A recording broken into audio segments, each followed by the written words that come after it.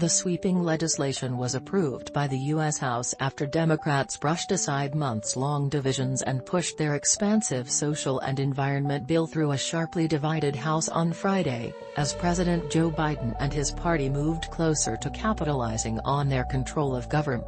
The House approved the legislation by a near-party line 220 to 213 vote, sending the measure to a Senate where cost-cutting demands by moderate Senator Joe Manchin, Democrat West Virginia, and that chamber's strict rules seem certain to force significant changes that will prompt fresh disputes between party centrists and progressives that will likely take weeks to resolve.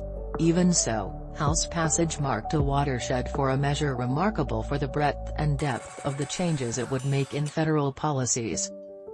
Wrapped into one bill are far-reaching changes in taxation, health care, energy, climate change, family services, education and housing. That shows the Democrats' desire to achieve their goals while controlling the White House and Congress, a dominance that could end after next year's midterm elections. Biden hailed the vote as another giant step forward for the country. Above all, it puts us on the path to build our economy back better than before by rebuilding the backbone of America, working people and the middle class, he said in a statement.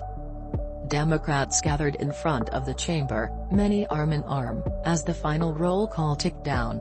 "Build back better," many chanted, using Biden's name for the measure.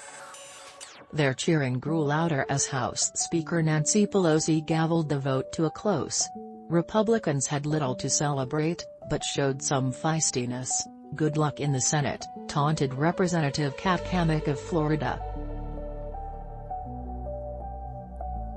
Moolenaar joins fellow Republicans in voting against spending bill Moolennar. R-Midland reports the only bipartisanship that was involved in Friday's vote came in opposition to the massive spending bill, with one Democrat joining every Republican in voting against it. Michigan families are facing so. Now, while Michigan families face higher costs for Thanksgiving and Christmas, Democrats are doubling down and passing another bill that costs nearly $2 trillion. Michigan families will be forced to pay the price while Democrats in Washington spend their hard-earned tax dollars, stated Moolenaar in a news release. This legislation also contains terrible policies, including tax increases on 30% of middle-class families and a federal takeover of child